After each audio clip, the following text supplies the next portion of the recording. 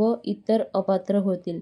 दुसरं, कुटुंबीत 2 महिला लाभ घेत असले तर त्यातली एक बहीणही अपात्र ठरेल. लाभार्थींनी ही व्यक्ती परप्रांतीय असेल तर त्यांना देखील वरीलप्रमाणे निकष लागू राहतील.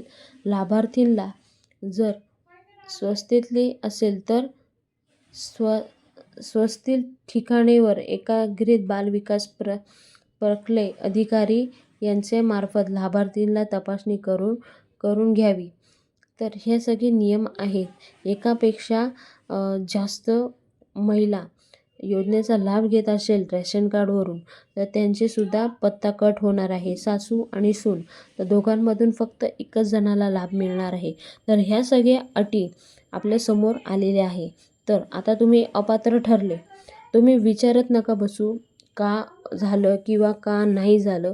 हे सगळ्या नियमामध्ये तुम्ही बसत असाल तरच तुम्हाला लाडक्या बहिणींचा लाभ मिळणार आहे.